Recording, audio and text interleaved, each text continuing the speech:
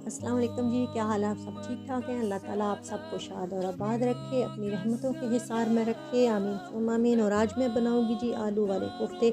बहुत ही मुनफरिद और आसान सी शानदार सी रेसिपी है, इंशाल्लाह आपको बहुत पसंद आएगी। तो चलिए शुरू करते हैं। बिस्मिल्लाहिर्रहमानिर्रहीम। ये मेरे पास बंद गोभी है चॉप की हुई, आप चाहें तो शामिल करें, नहीं तो स्किप कर दें, या फिर इसके अलावा कोई और सब्ज़ी आप अपनी मर्ज़ी से शामिल कर सकते हैं। ये प्याज है चॉप की हुई, ये तो ग्रेवी में जाएगी मसाला भूनने के लिए। और ये सब्ज़ धनिया, हरी मिर्चें, अदरक, लहसुन, और ये रेड कलर में शिमला मिर्च थी थोड़ी सी, मैंने कहा ये भी इसको रंगीन बनाने के लिए, पुरबहार बनाने के लिए शामिल करती हूँ।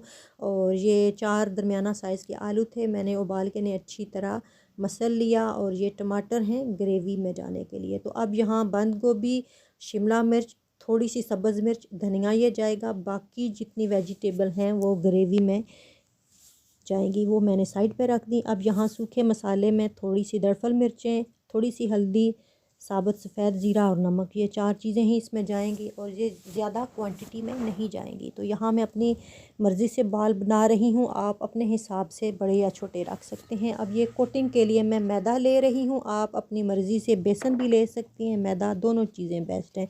और ये बहुत पतला नहीं घोलना, जो घोल बनाना है हमने अमेज़ा, इसको बस थिक सी कंसिस्टेंसी में रखना है। तो ये चूँकि मैदा है तो इसके लिए मैं फिर ये जर्दे वाला फूड कलर थोड़ा सा 1 पिंच के बराबर ले रही हूँ, ताकि ये अच्छा सा इसका कलर एक आ जाए। तो ये देखिए जी, सुहाना सा गोल्डन सा कलर आ चुका है। बस यही मेरी चाहत थी कि ये ऐसा हो। फूँ पानी और भी डाल देते हैं, सारी गुठलियाँ इसकी ख़त्म करनी है, अच्छी तरह से इसको घोलना है। और ये मैं देगची में ही ऑयल ले रही हूँ, मैंने सोचा कि एक कढ़ाई किस लिए और ख़राब करूँ, एक इजाफ़ी बर्तन बनाऊँ। तो जब फ्राई हो जाएंगे मेरे कोफ्ते तो फिर फालतू जितना भी ऑयल होगा वो निकाल लूँगी। और ये अब कोटिंग करनी है, इसको अच्छी तरह से चम्मच के साथ इसके आसे पासे पलटने हैं और चारों तरफ इसकी कोटिंग कर लेनी है। देखिए कितनी अच्छी कोटिंग इसकी हो चुकी है। ऑयल गर्म हो गया तो इसी तरह सारे बारी बारी करके कोटिंग आप डालती जाएं। देखिए ज़रा भी गन नहीं फैल रहा, ज़रा भी मैस नहीं हो रहा। अच्छा, यहाँ मैंने नोटिस किया कि ये तो एक बेहतरीन स्टार्टर डिश है, जैसे कि हम रखते हैं चिकन पीस या फिर कबाब वगैरह, तो ये भी एक बहुत अच्छी सी स्टार्टर डिश के तौर पे हम इस्तेमाल कर सकते हैं। देखिए इसका कलर कितना अच्छा है, और सारे आस्ता आस्ता से फ्राई हो रहे हैं। बार एक कौवा भी बोलना पाया। और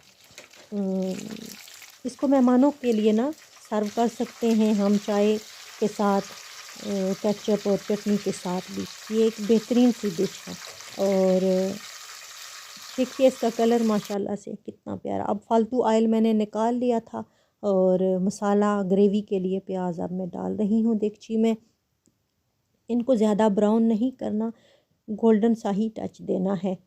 और मैं यहाँ बात करूँगी थोड़ी सी दुरूद पाक के मतलब, कि दुरूद पाक जो कसरत से पढ़ता है वो बुरी मौत नहीं मरता, आका अलैहिस्सलातु वस्सलाम की बारगाह में हाज़िरी पाता है। और नबी करीम सल्लल्लाहु अलैहि वसल्लम की मोहब्बत उसके दिल में दिन ब दिन बढ़ती जाती है, और नबी करीम सल्लल्लाहु अलैहि वसल्लम का प्यार उसे नसीब होता है, और वो बुख़ल की बीमारी से बंदा महफूज रहता है। और ये देखिए जी कितना अच्छा इसका कलर हो गया। यहाँ मैंने अदरक लहसुन भी डाल दी थी, सब्ज़ मिर्चें भी डाली हैं।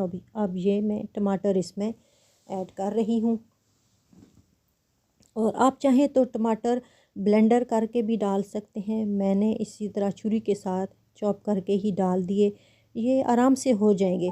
अच्छा, मसाला मैं आप लोगों के साथ इसकी मेजरिंग कभी भी शेयर नहीं करती, आप लोगों ने शायद नोटिस नहीं किया, कभी कर देती हूँ कभी नहीं, क्योंकि ये मुझे मुश्किल थोड़ा सा लगता है, क्योंकि हर घर में खाने की एक अपनी क्वांटिटी होती है, तो जिसके लिहाज से फिर मसाले भी शामिल करना पड़ते हैं। मसाले बेसिक वही है, नमक, मिर्च, हल्दी, सूखा धनिया, गरम मसाला, तो मेथी होती है कभी नहीं होती, लेकिन ये है कि वही मसाले होते हैं, तो फिर मेजरिंग में इसलिए नहीं बताती।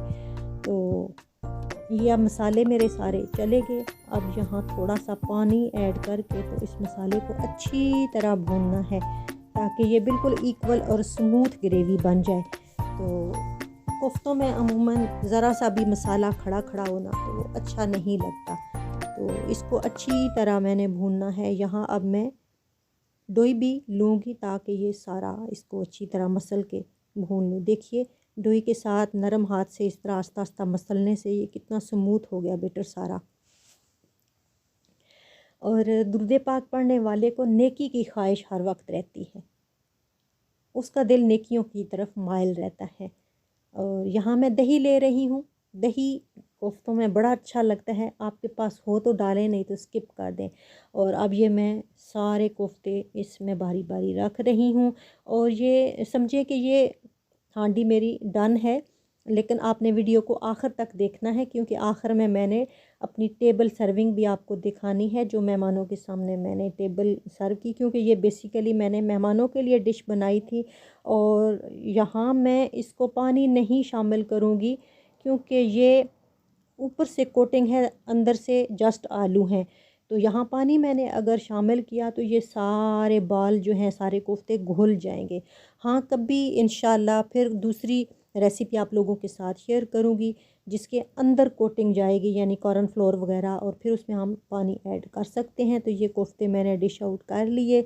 मैं 2 प्लेटर इसलिए बनाती हूँ कि मेरे घर में मेहमान मर्द और ख़वातीन के लिए ना अलग-अलग से खाने का सेटअप बनता है, तो इस लिहाज से फिर मुझे ज़रा 2 प्लेटर बनाने पड़ जाते हैं।